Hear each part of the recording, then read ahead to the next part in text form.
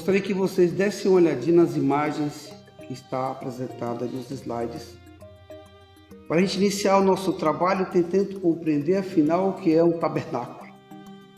A princípio, com toda certeza, nós associamos a igreja, mas como surgiu a ideia do tabernáculo e o que ele se propunha à época dos hebreus? Nas imagens vocês veem aí, principalmente esta,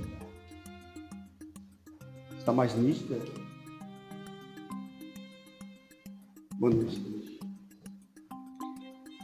Que era um santuário portátil, que os hebreus, em dado momento, começaram a fazer e conduzirem para transportar a Arca da Aliança. Esse tabernáculo, segundo a Bíblia, era para os hebreus a habitação de Deus entre os filhos de Israel. Isso está lá em Êxodo, quando o Senhor deu ordens a Moisés para construir. Grifamos aí o Senhor deu e não o Senhor Deus. O Espírito de Jeová, aquele que acompanhava Moisés, ajudando-lhe na sua missão. Ministrou-lhe para organizar, por assim dizer, esta sociedade de uma forma religiosa, para que ela também conseguisse, juntamente com Moisés, a terra prometida chegarem.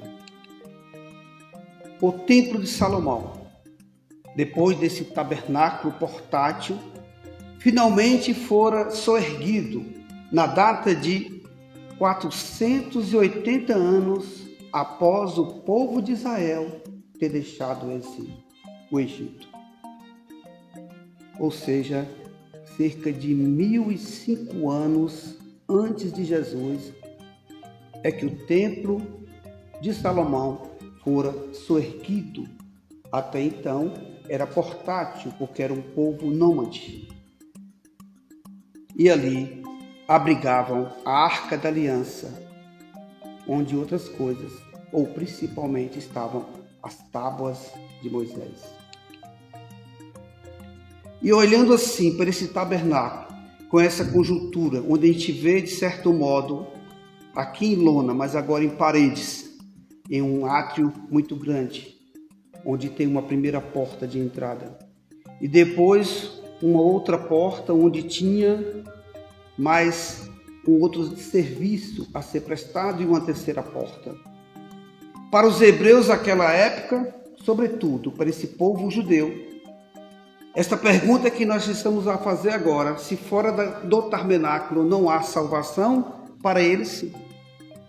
É no tabernáculo que a salvação se encontrava.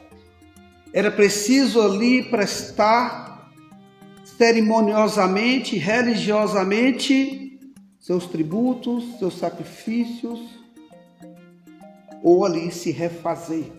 A primeira porta de entrada em volta desta muralha ou parede, mas na época, quando era portátil, era feito de tecido, mas já feito o Templo de Salomão, são paredes. Essa primeira porta de entrada se chamava caminho. Caminho. Ao entrar nessa primeira porta, você vai se deparar com um altar de bronze. Aí na fotografia dá para vocês perceberem. Onde no passado as pessoas deixavam uma oferta para o Criador. Ao passar pela essa primeira porta, o primeiro ato era deixar uma oferta. Nessa primeira porta, nesse primeiro espaço, era também onde se encontrava o altar do sacrifício, além de uma bacia de purificação. Aqui os sacerdotes lavavam suas mãos antes de ministrar no lugar santo. Mais à frente, encontramos uma segunda porta denominada de verdade. Após esse ritual, nesse primeiro espaço, nessa primeira porta amplo, encontramos o altar do incenso. E havia uma terceira porta, mais secreta, exclusiva, chamada de vida. Nessa terceira porta era a entrada para o Santo dos Santos, um processo de espiritualização onde habitava a Arca da Aliança e era exclusivo para os sacerdotes.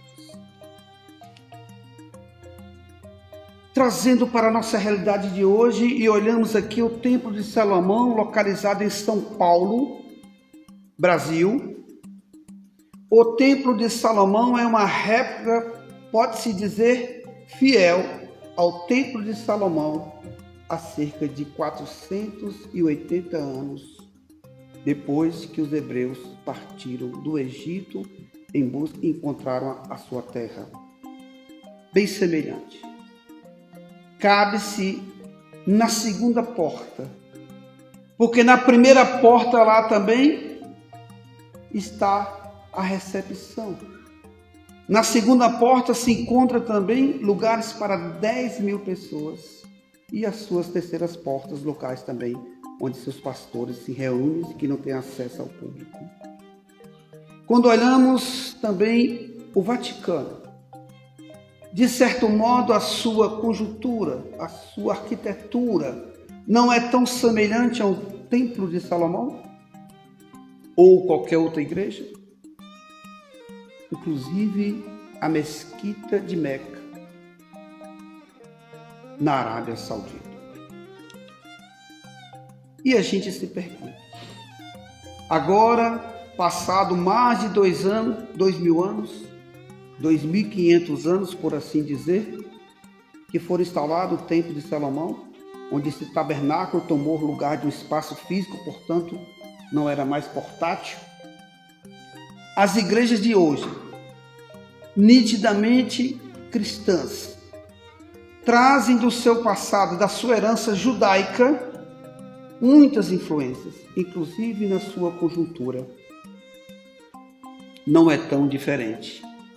E ainda que passado 2.500 anos, continuam a dizer a mesma coisa, que é preciso estar nesta igreja, nesse tabernáculo, deem o nome que quiserem, para conseguirem a salvação.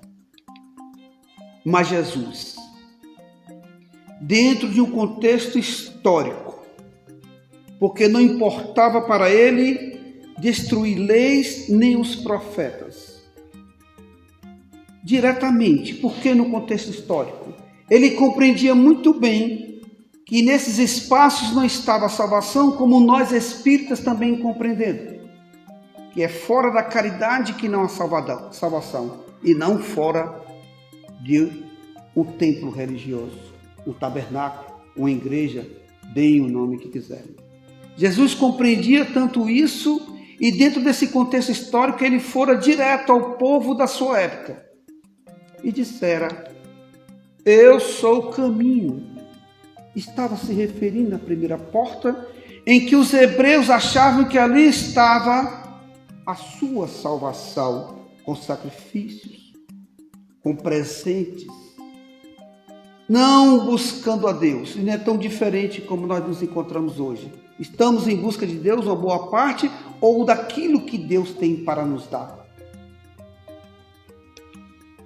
Eu sou o caminho e a verdade, se referindo claramente à segunda porta, que eles acreditavam ali, por um processo de incenso, é tão diferente por aqueles que se preocupam em entrar na segunda porta para receberem apenas passes, ou para receberem alguma unção, ou terem que comungarem e provarem de alguma hóstia. Ele deixa bem claro, chamando a atenção, dentro desse contexto histórico, que ele é a verdade. Ele é também a segunda porta. Por isso que ele disse, eu sou o caminho, a verdade e a vida, a terceira porta exclusiva. Eu, a mim, ninguém vem ao Pai, senão por mim. Essa expressão de Jesus, claramente, pode ser interpretada dentro desse contexto histórico, por que ele dissera isso? Mas Jesus é atemporal. Ele não estava apenas preocupado com o momento histórico daquilo que ele tinha que dizer para uma geração, sabedor dele das demais gerações, infinitas gerações que viriam. Portanto, embora não pudesse ser objetivo e deixar esse recado àquela geração que pouco compreendeu e que, passados 2.500 anos, continuam achando que a primeira, segunda e terceira porta é lá, em seus tabernáculos, nas suas igrejas, nos seus locais, onde se reúnem para falar do Cristo. Ele é tão atemporal, e o contexto agora do ponto de vista universal, ele fez questão de deixar bem claro isso para a geração que ele estava e para a geração que viria. Olha o que ele disse a seguir: se me amas, guarda os meus mandamentos, e eu rogarei ao Pai, e ele vos enviará outro Consolador, a fim de que fique eternamente convosco. Se aquela geração não estava compreendendo e levando ao pé da letra o que eram a primeira, segunda e terceira porta, embora ele estivesse dando exemplo e clamando para si que modificasse o seu modo de pensar, deixasse de viver normas de condutas e passassem a ter uma filosofia de vida. É muito diferente. Muitos de nós estamos presos a normas de condutas e não a filosofias de vida. Jesus não estava preso a nenhuma norma de conduta, embora fosse de família judaica, ele próprio judeu. Mas em um sábado ele lavava as mãos, em um sábado também ele trabalhava. Portanto, ele não estava preso às convenções, às normas de conduta. Estava chamando a atenção para as filosofias de vida. E ele percebera que isso era tanta verdade, que ele não conseguiria grandes avanços, nem a próxima geração poderia conseguir tantos avanços, que ele disse: eu vos enviarei o Consolador, para melhor esclarecer tudo isso que eu vos estou dizendo. Eu sou a porta. Até que a chave apareceu para abrir essa porta e nos ajudar a compreender melhor. Através de Kardec, o Consolador prometido vem ao mundo no sentido de nos ajudar, nos esclarecer. E diz ainda mais Jesus: o Espírito de verdade, que o mundo não pode receber porque não vê, absolutamente não o conhece. Não personifiquemos do ponto de vista o Espírito de verdade, persona, a verdade. Ele não disse: eu sou a porta, eu sou o caminho, eu sou a verdade, eu sou a vida. Mas quanto a vós, olha ele se dirigindo àqueles que estavam lhe ouvindo, seus apóstolos: conhecê-lo-eis, porque ficará convosco e estará em vós. Porém, o Consolador, que é o Espírito Santo, que meu Pai enviará em meu nome, vos ensinará todas as coisas e vos fará recordar tudo o que eu tenho dito. Jesus é o caminho, a verdade e a vida. E nos promete que em tempo certo isso será melhor esclarecido. O Consolador prometido, que em 1857 o mundo de fato venha tomar conhecimento, pelo menos do ponto de vista oficial, com a publicação, no dia 18 de abril de 1857, de O Livro dos Espíritos pela primeira vez. Jesus veio então para cumprir. Ele não estava derrogando as leis, nem os profetas. Cumprir e dar o seu significado completo. E agora a sua aplicação perfeita através do Espiritismo. Este trabalho de O Consolador Prometido se encontra lá no capítulo 6 do Evangelho segundo o Espiritismo, intitulado O Cristo Consolador. E o próprio Kardec traz a sua versão de tudo isso que estamos acabando de entender, ou de pelo menos procurar entender. Quando ele diz, abre aspas: se, portanto, o Espírito de verdade tinha de vir mais tarde ensinar todas as coisas, é que o Cristo não dissera tudo. Ainda que ele tivesse a falar, explicando que ele era o caminho, a verdade e a vida, comparando com aquilo que as pessoas estavam costumamente vivenciando e levando ao pé da letra, chamando atenção para algo mais. Ele não poderia adiantar. Ele não havia dito tudo. Era preciso esclarecer melhor. Se ele vem relembrar o que o Cristo disse, o Espírito de verdade, é o que este disse foi esquecido e mal compreendido. Mal compreendido à época, e apenas estamos trazendo um exemplo de distorção da realidade do que o Cristo trouxera. Se formos levar ao pé da letra, passaríamos a noite aqui a discutir as distorções causadas em cima do Evangelho, as más interpretações hoje do verdadeiro sentido do que o Cristo trouxe há 2000 anos. Esse é um deles, levado ainda, por incrível que pareça, ao pé da letra, pela maioria das denominações religiosas cristãs, na realidade, de influência judaica. Diz ainda Kardec: o Espiritismo vem abrir os olhos e ouvidos, porquanto fala sem figuras, sem alegorias. É direto, é esclarecedor, acompanha a ciência. Tudo é dinâmico, todo aprendizado, a cada dia ele vai se aperfeiçoando, se aprimorando. Levanta o véu intencionalmente lançado sobre certos mistérios, daquilo que não se compreendia e muitas vezes tido como milagres. E com a ajuda da ciência, do bom senso, da lógica, vem esclarecer. E não fazer com que as pessoas tenham medo para que possam ser subjugadas.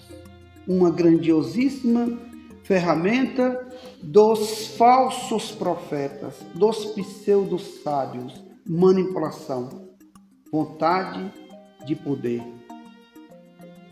E impor medo é um recurso que mantém as pessoas escravas da razão. É preciso nos libertarmos.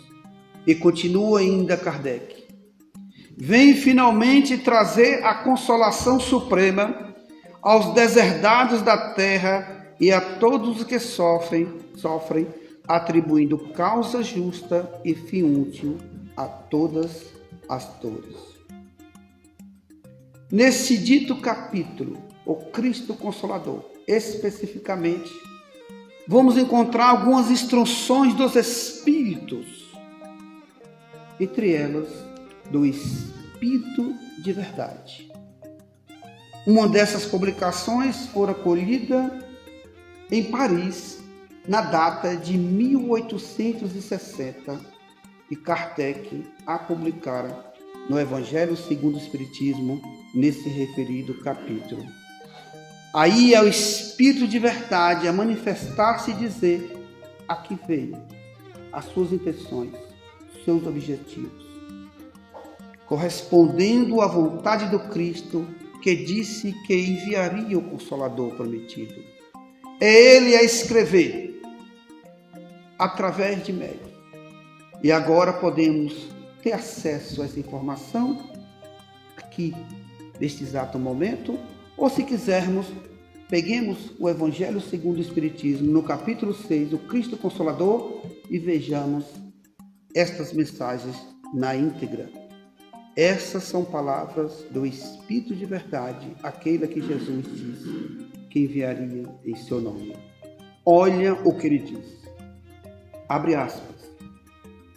Venham como outrora aos transviados filhos de Israel, trazer-lhes a verdade e dissipar as trevas. Escutai-me. O Espiritismo, como fez antigamente a minha palavra, tem de lembrar aos incrédulos que acima deles reina a imutável verdade. O Deus bom, o Deus grande, que faz germinarem as plantas e se levantarem as ondas.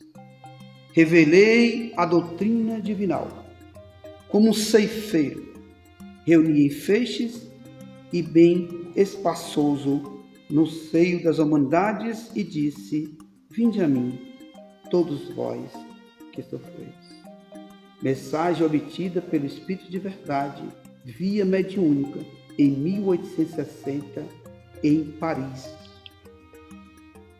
Um ano depois, em 1861, está lá também nesse referido capítulo, o capítulo 6, o Cristo Consolador, do livro O Evangelho segundo o Espiritismo, de Allan Kardec. Esta outra mensagem da qual a gente extraiu este pequeno trecho.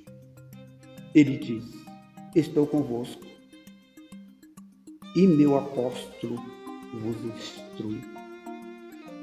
Bebei na fonte viva do amor e preparai-vos, cativos da vida, a lançar-vos um dia, livres e alegres, no seio daquele que vos criou fracos para vos tornar perfectíveis, e que quer modeleis vós mesmos a vossa maleável argila, a fim de serdes os artífices da vossa imortalidade.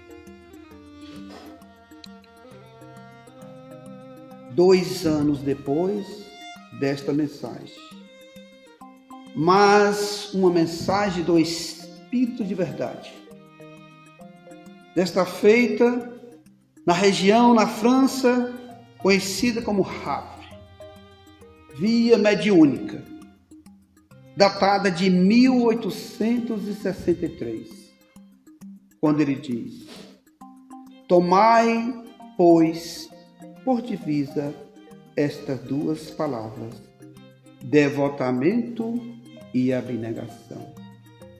Devotamento aqui devemos ainda continuar a interpretar como muitos o fazem ao pé da letra, devotar-se a entrar pela primeira porta, o caminho, como era o tabernáculo, devotar-se como faziam os hebreus, e que ainda fazem muitas das denominações religiosas, a adentrar pela segunda porta chamada caminho, ou aqueles no exercício, na condição de líderes, por assim dizer, religiosos, pertenceram ao quadro dos que estão exclusivamente na terceira porta, a porta em que eles intitulam a vida.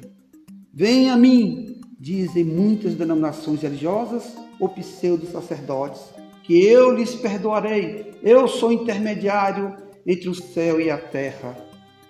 Jesus clama para ele sendo o caminho, a verdade e a vida. Olha o Espírito de Verdade em mensagem mediúnica datada de 1863. Nós estamos falando aí de praticamente 160 anos de que ele nos chama a atenção novamente, como Cristo fizera, como ainda há pouco dissemos,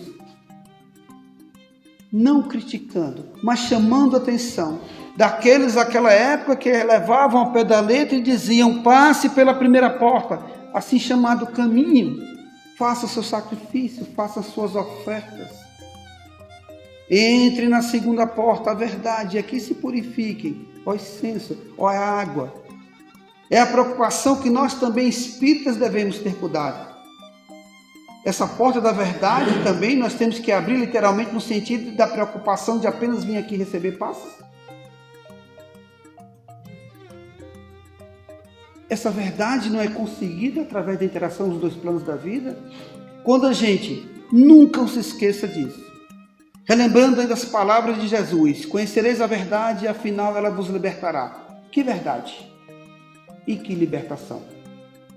Nós nunca vamos conseguir isso que Jesus nos solicitara, de conhecer a verdade e nos libertar, se não fizermos 3 coisas. Primeiro, é necessário compreender. Mas aquilo que você compreende, muitas vezes, principalmente nos dias de hoje, as pessoas se envolvem num processo de informação ou de busca pela informação e acreditam que com isso têm conhecimento. O máximo que eles desenvolvem são achismos. Informação nunca fora sinônimo de conhecimento. Conhecimento é estudo, é sabedoria, é experiência de vida. Portanto, você só vai adquirir depois de compreender, se sentir aquilo que você está a compreender. Compreender, sentir, vivenciar. Só vamos vivenciar. Só vamos ter filosofia de vida e não normas de conduta quando avançarmos. Sentir aquilo que a gente está a compreender. Trazer para dentro de nós, e isso vai facilitar as nossas vivências. Se ficarmos no campo da compreensão, seremos letras mortas. Como aqueles de 2.500 anos atrás, desde a época de Moisés, desde a época do primeiro templo de Salomão, assim fundado, até os dias de hoje, daqueles que pensam que naquele espaço aqui está a sua salvação. Diz ainda o Espírito de verdade, que esse devotamento, ele é acompanhado, por isso, abnegação, aliás, devotamento e abnegação. Abnegar-se, desapegar-se. Sair das suas rigidez cognitivas quando suas crenças, suas culturas, aquilo que você acredita e às vezes discute ferozmente, tomando como verdade única. Abnegar-se, desapegar-se, refazer-se, ressignificar-se, recomeçar.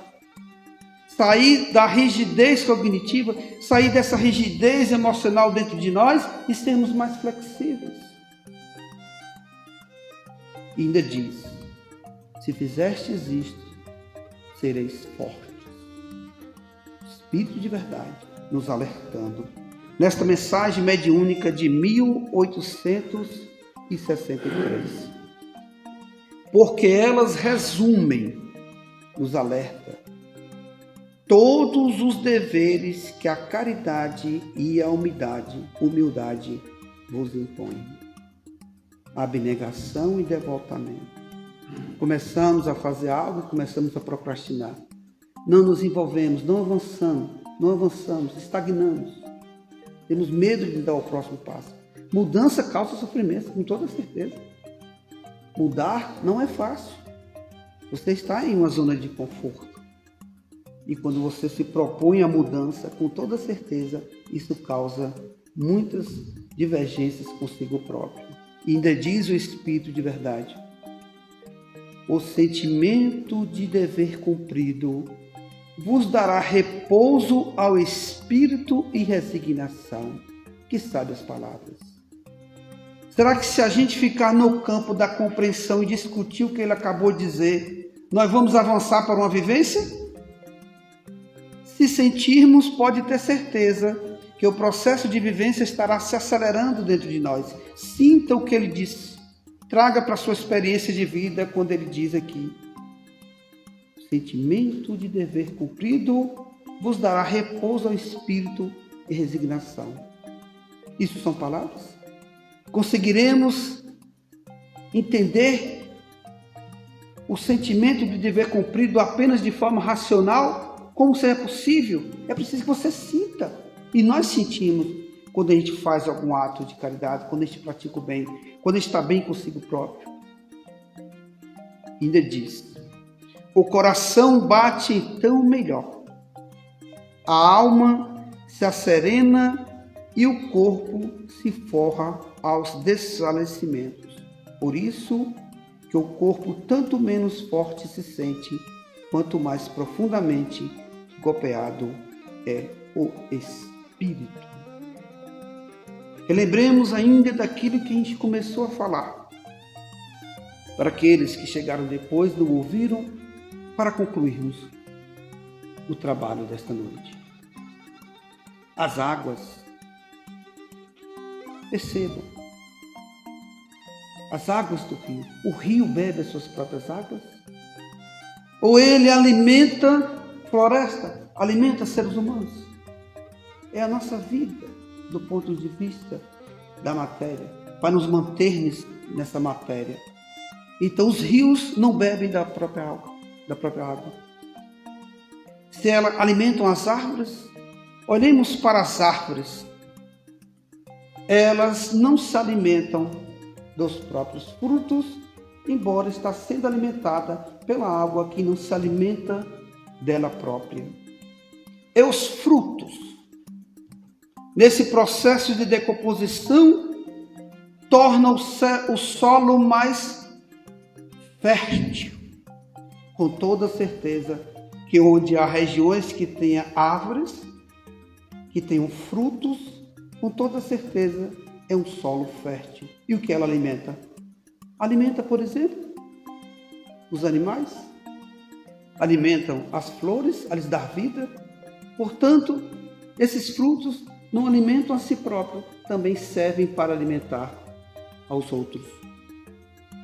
As flores, alimentadas pelos frutos, que foram alimentadas pela água, essas flores exalam perfume, mas elas próprias não servem para si mesmo as suas fragrâncias.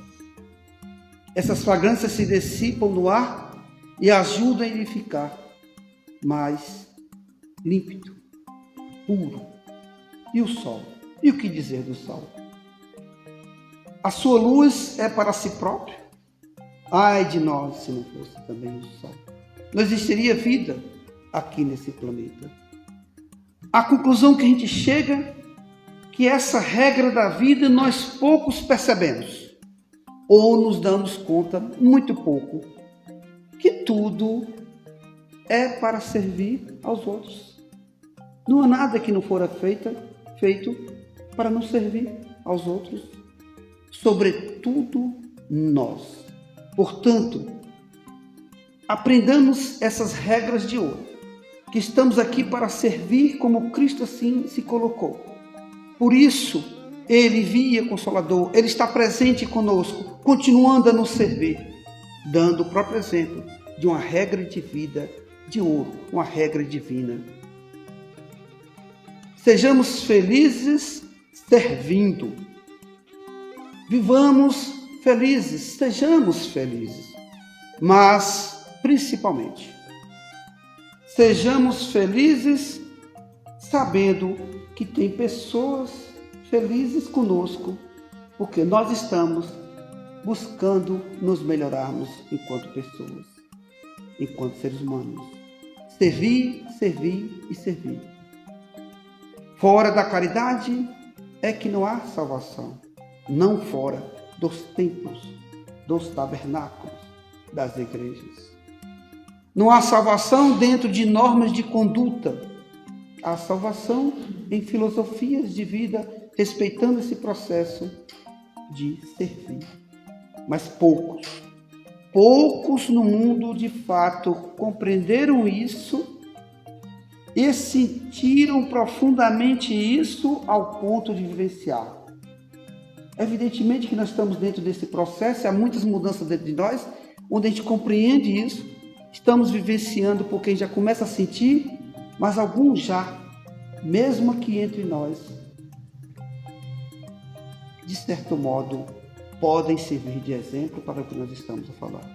Irmã Dulce, aquela que buscava servir o tempo todo, dormir 1 hora numa cadeira de balanço na madrugada porque apenas um pulmão funcionava, frágil, rouca. E mesmo naquele processo dela já idosa, desce a ladeira do Pelourinho, como certa feita o fez, e consta na sua biografia, estende a sua mão direita para alguém que passava com voz rouca, enfraquecida, vistas baixas, a voz quase a não sair e dizer, pelo amor de Deus, uma esmola para os que necessitam.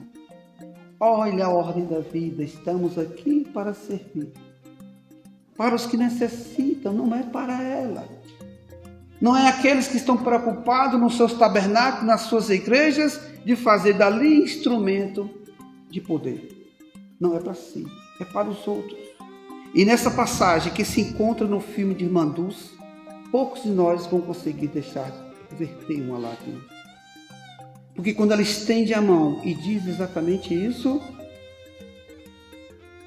o homem cospe. Ela não se ofende. Ela já passou da fase da compreensão, ela sente, ela vivencia tanto que ela humildemente recolhe e diz: isso é para mim. É como se ela dissesse, em muitas palavras, ou em diversas frases, a explicar, a entender o processo do outro, a se incomodar com a sua transformação. Não tem problema, talvez esteja te incomodar, que eu esteja assim a pedir pelo outro. E ela volta com sua mão esquerda e estende e diz: e para os pobres, o que você tem? É tão diferente de Francisco de Assis, jovem como qualquer um de nós, que chegar à fase adulta, muitas vezes pela ilusão, desviara-se, praticava orgias, ia para festas, bebia. Não havia uma preocupação com a sua transformação, mas essa semente estava dentro dele. E no momento certo, depois de um adoecimento, Francisco de Assis, filho de homem de condições daquela época, entra num processo de autodescobrimento, depois de se perceber que tudo aquilo não tinha sentido. E ele rasga as suas roupas ao ponto da multidão ali presenciar esse fato, dizer: o filho de fulano de tal enlouquecera. Naquele momento ele assume a vivência, porque ele sentira. Portanto, as águas do rio, nunca se esqueçamos disso, não bebem as suas próprias águas. As árvores não comem seus frutos. As flores não exalam suas fragrâncias para si mesmo, e nem o sol brilha para si próprio. Muito obrigado a todos.